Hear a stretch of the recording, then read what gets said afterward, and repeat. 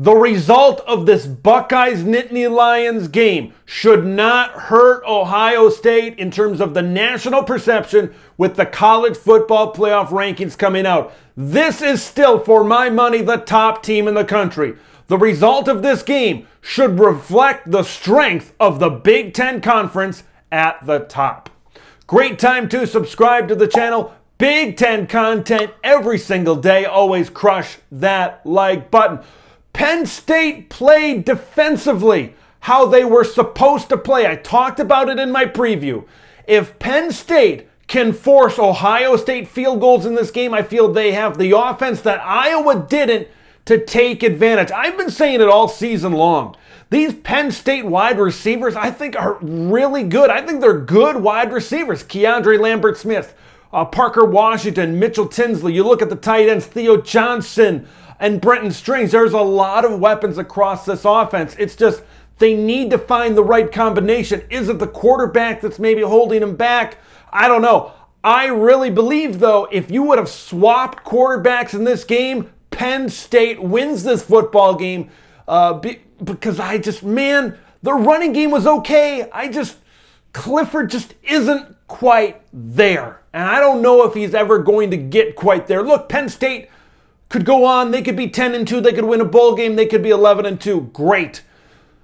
But I just don't think Sean Clifford can be the guy to get big victories over big teams. And I think he's proven that throughout his tenure at Penn State, unfortunately.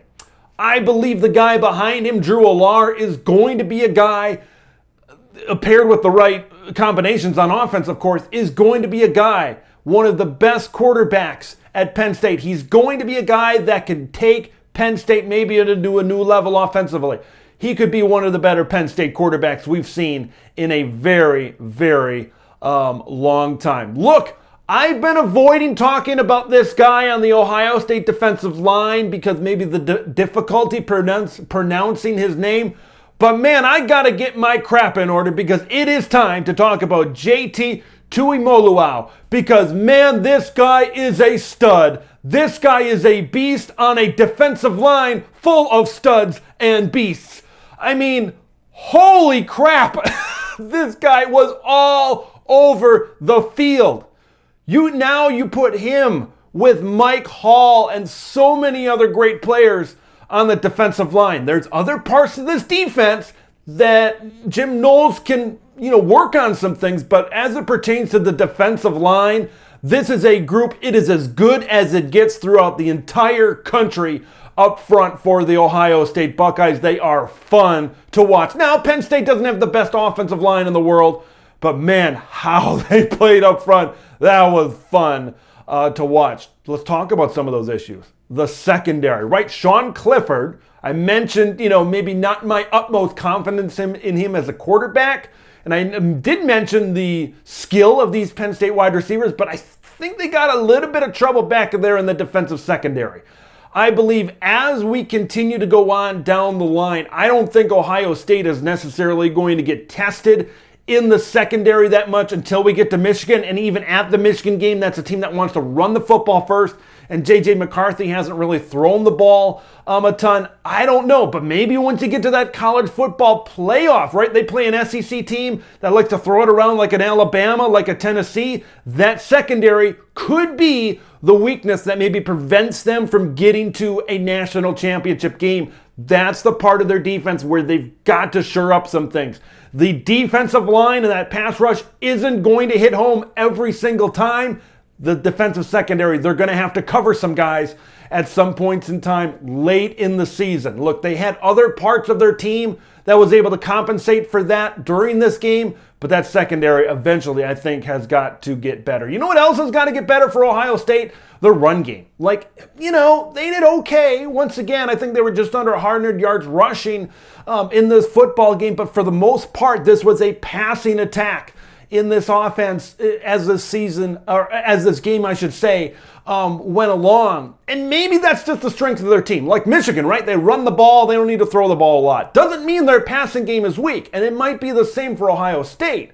It's just they succeed and they excel pushing the ball down the field. They've got maybe the best quarterback in the entire country running their offense. maybe it's just that, and maybe the running game is just a sideshow in what Ohio State is doing. Look, Penn State, they're going to be a 9 or 10 win team at the end of this season. Look, and I know the narrative is going to be, well, there goes Penn State. They can't get it done against another good team, against a top 10 team. This team is going to get there. James Franklin is recruiting well. I still believe this is going to be a good team at the end of the day. Once again, don't think it's going to be a great team. This is a good team. I've been saying that week after week after week. This was the first test for Ohio State. It took them a little bit, but they passed the test. And this is the challenge that they needed. Okay? I have a feeling the committee is going to rank a couple of teams ahead of Ohio State. They shouldn't. Because Ohio State, you complain about their schedule, Ohio State has won a lot of those games going away. They beat a good Penn State team on the road in a very tough place to play. Put some respect on the Buckeyes. Put them at the top of the college football playoff rankings. I want to know your guys' thoughts on this football game. Do you think Ohio State should be number one in the college football playoff rankings? And how do you feel about Penn State? Do you think they're underrated nationally? Where do you think they really fall in line as the season goes on? Leave your thoughts in the comments below. Make sure you subscribe to Big Ten Ted. I am Big Ten Ted, and we'll see you in the next one.